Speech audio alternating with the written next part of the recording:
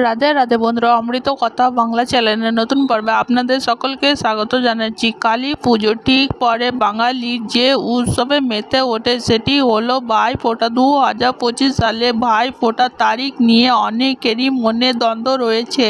22 না 23 অক্টোবর ভাইফোঁটা, তা নিয়ে অনেকেই নিশ্চিন্ত নয়। আসুন জেনে নেওয়া যাক ভাইফোঁটা 2025 তারিখ, তিথি, ভাইফোঁটা দেওয়ার শুভ সময় কখন। দীপাবলি পরই পালিত হয় ভাইফোঁটা। ভাই বোনের মধ্যে ভালোবাসা, স্নেহ এবং দৃঢ় বন্ধনের প্রতীক এই উৎসব। রাখি বন্ধনের একজন বোন রাখি বেঁধে তার ভাইয়ের সুরক্ষার প্রতিশ্রুতি দেন, তেমনি ভাইফোঁটা একজন বোন ভাইয়ের কপালে ফোঁটা দিয়ে দীর্ঘ সুস্বাস্থ্য এবং সমৃদ্ধির কামনা করে। বিনিময়ে ভাই তার বোনকে উপহার দিয়ে তার স্নেহ এবং আশীর্বাদ প্রকাশ করে। প্রতি বছর কার্তিক মাসের শুক্লপক্ষের দ্বিতীয়া তিথিতে এই উৎসব পালিত হয়।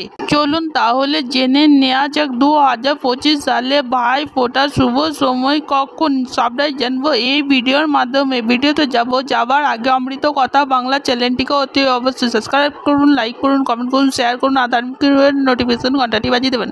এ বছর কার্তিক শুক্লা দ্বিতীয়া তিথি 22 অক্টোবর। কার্তিক শুক্লা দ্বিতীয়া তিথি শুরু হচ্ছে 22 অক্টোবর রাতের 8:16 থেকে এবং 23 অক্টোবর রাতের 10:46 পর্যন্ত থাকছে দ্বিতীয়া তিথি। শাস্ত্র মতে 23 অক্টোবর বৃহস্পতিবার ভাইফোঁটা উদযাপন করা শুভ বলে মনে করা হচ্ছে। ভাইফোঁটার দিন সূর্যোদয়ে স্নান এবং পুজো প্রস্তুতির মাধ্যমে শুরু হয়। বোনেরা তাদের ভাইয়ের জন্য একটি সুন্দর পুজোর থালা সাজিয়ে তাতে ধান, দুর্বা, চন্দন রেখে কপালে ফোঁটা দেন।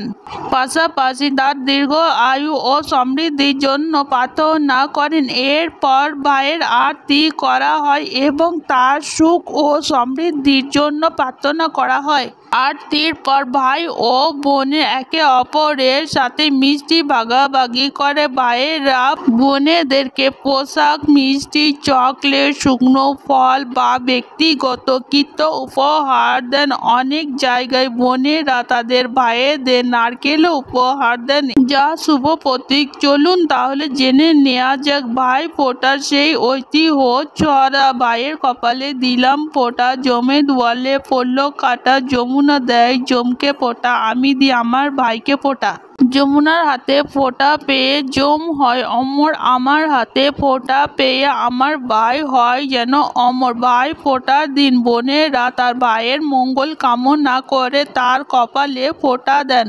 তবে এই শুভ দিনে মেনে চলতে হবে বিশেষ কিছু রীতি। চলুন সবার প্রথমে আমি আপনাদের জানিয়ে দেব কোন দিকে মুখ করে ভাইফোঁটা দেওয়া উচিত।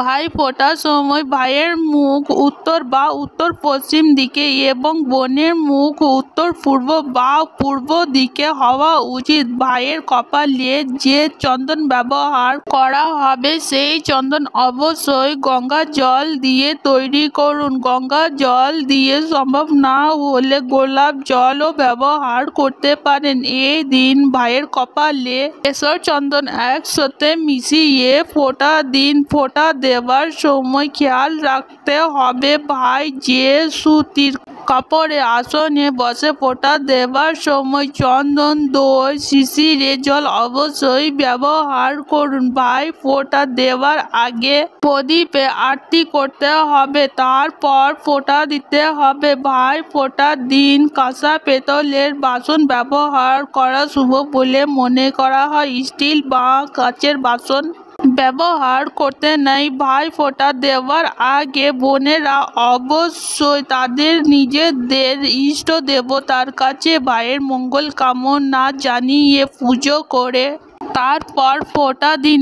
এই দিনে ভাইকে তার পছন্দের মিষ্টি বা খাবার পরিবেশন করতে হয় এবং ভাই বোনকে একে অপরের উপহার দিতে হয়। চলুন এবার জেনে নেওয়া যাক ভাই ফোঁটার দিন কি কি কাজ করা একদমই উচিত নয়। ভাই ফোঁটার দিন ভাই ও বোনে কারো কালো রঙের পোশাক পরা উচিত নয়। এই শুভ দিনে কালো রঙের ব্যবহার অশুভ বার্তা নিয়ে আসে, তাই ভাই ফোঁটায় কালো রং যতটা সম্ভব এড়িয়ে চলুন। ভাই ফোঁটার দিন ভাইয়ের কপালে ফোঁটা না দেওয়া পর্যন্ত বোনকে নির্জলা উপবাস করতে হবে। ভাতৃ দ্বিতীয়া দিনটি অত্যন্ত শুভ বলে মনে করা হয়। এই দিন ভাই ও বোনের পবিত্র সম্পর্কের মাধুর্যে ভরে ওঠে, তাই এই দিন ভাই বা বোনে কারো একে অপরের অকারণে মিথ্যা কথা বলা উচিত নয়। আজকের পর্ব এখানেই সমাপ্ত হলো। অমৃত কথা বাংলা চ্যানেলের সঙ্গে থাকার জন্য